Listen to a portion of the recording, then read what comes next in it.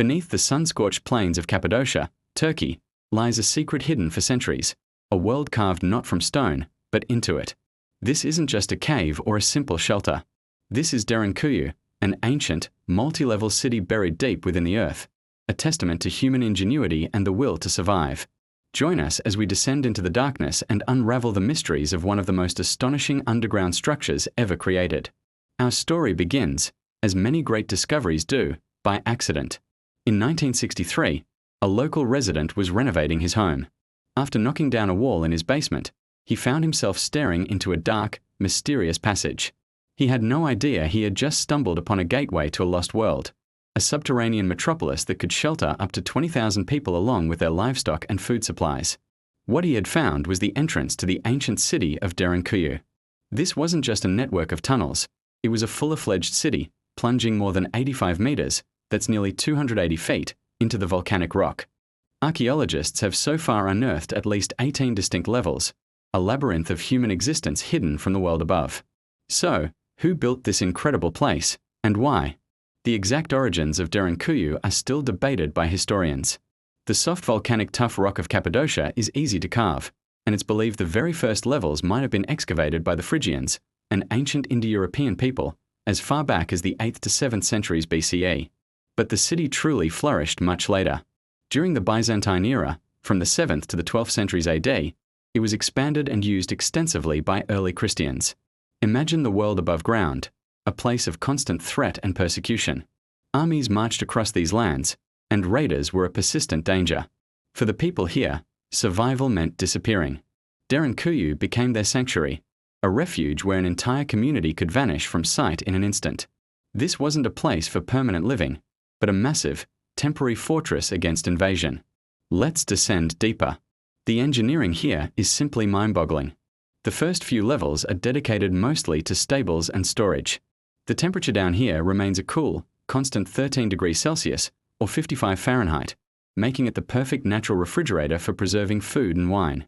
As we go further, the passages become narrower, a deliberate defensive design. They would force any invaders to move in single file, making them vulnerable to defenders waiting in the shadows.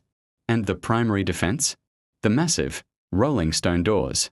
These circular stones, weighing up to half a ton each, are one of Derinkuyu's most iconic features. They could only be rolled shut from the inside, sealing off passages and trapping enemies. A small hole in the center allowed defenders to see and attack their foes.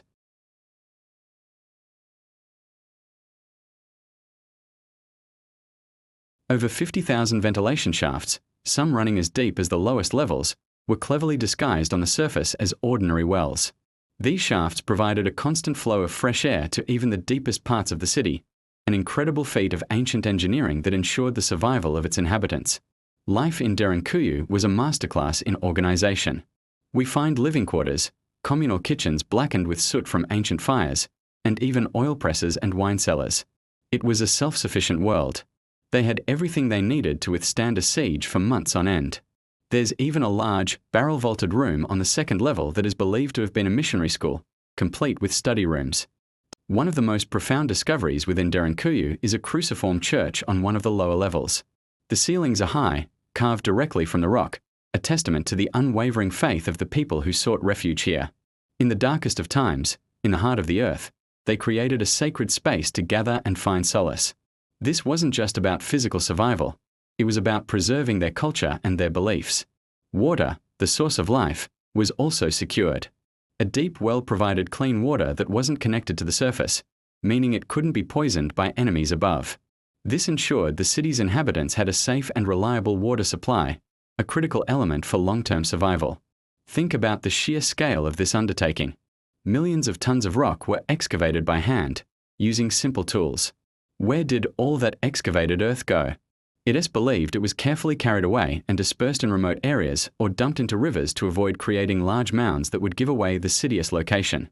The level of secrecy and coordinated effort required is almost beyond comprehension. Derinkuyu wasn't alone, either. It's part of a massive network. Archaeologists have discovered a tunnel, several kilometers long, believed to connect Derinkuyu to another nearby underground city, Kaymakli. Cappadocia is riddled with these subterranean settlements, with over 200 discovered so far. It's an entire underground kingdom, a hidden landscape of interconnected communities. Today, only about half of Derinkuyu is open to the public, but what we can see is enough to leave us in awe. Walking through these ancient, dimly lit corridors is a humbling experience. You can almost hear the whispers of the past, the echoes of families huddled together, the sounds of children playing in the rock-hewn rooms, the prayers spoken in the underground church. It's a powerful reminder of what humans are capable of when faced with adversity. Derinkuyu is more than just an archaeological wonder. It's a story of resilience, faith, and community. It shows us how, for thousands of years, people found a way to build a world of safety and hope when the world above offered none.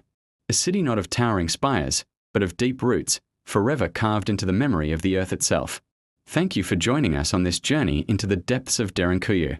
If you found this as fascinating as we did, don't forget to like, subscribe, and hit that notification bell for more adventures into the world's greatest mysteries.